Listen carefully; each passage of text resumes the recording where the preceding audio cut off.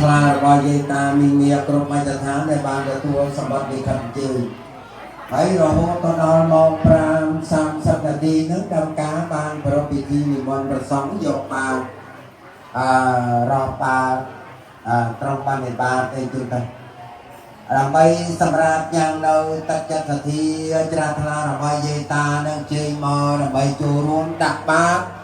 រាប់បាតទទួលនៅមគ្គផលកុសលអានិសង្សនៅវិលាមក5សិនក៏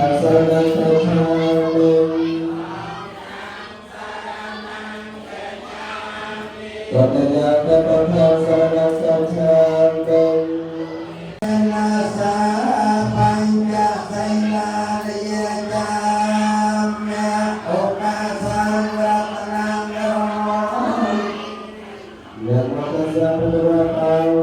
តោសមាសពុទ្ធសនមតសាពុទ្ធវតារតោសមាសពុទ្ធសនមតសាពុទ្ធវតារតោសមាសពុទ្ធស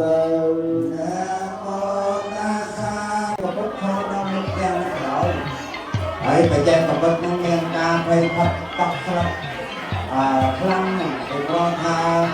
មិនដែលឃើញព្រះពុទ្ធរូបដើម្បីនិមន្តមកត្រង់បានទេប៉ុន្តែអាត្មាអញរូបយើងខ្ញុំក៏អ្នកប្រសពទុរកັບប្រហែលជាគ្មានអ្វីតាមបានតាមប្រសងទេវាដល់ជើងវត្តទាំងរៀបចំទីវេប្របាយខាងទៅតាមមានតាមភូមិនឹងហើយប្រសងក៏មិនចង់បានទៅត្រង់បានចំណានទៅតាមភូមិទេហើយដូចថាពេលវេលានេះក៏កម្មការដូចតែមានគូសាររបស់លោកគីមប៊ូនិងអ្នកស្រីថៃថៃបាត់ទៀតហើយព្រមទាំងបងប្អូនកូនចៅទាំងអស់នឹងក៏មានការរបៀបរៀបចំពិធីគួបមួយឆ្នាំហើយគាត់រាប់បាបបញ្ហាបញ្បច្ច័យ4ហើយដូចតែគេសម្រាប់អយាយតានឹងបានដាក់បាតរាប់បាតប្រសំនឹងដើម្បីទទួលនៅមគ្គផលកុសលនិសង្សនឹងជាមួយនឹងម្ចាស់សម័យផងហើយពិធីដាក់បាតនឹងក៏មានការពាក់ព័ន្ធជាមួយនឹងរឿងរ៉ាវនឹងច្រើនណាស់ទី1ដែលពាក់ព័ន្ធជាមួយនឹងអ្នកលោកកំសត់មួយរូប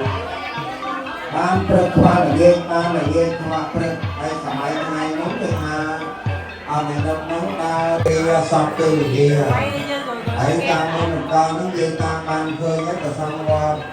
កងកុលក្តីវត្តទឹកប្រៃក្តីតែងតែនិមន្តទៅបនិបាតចង្ហាន់ទៅតាមការ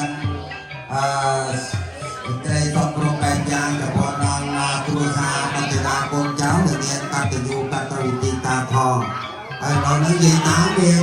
ដាក់ធរក៏ដាក់បច្ច័យដូចជាមកស្គាល់ឥឡូវ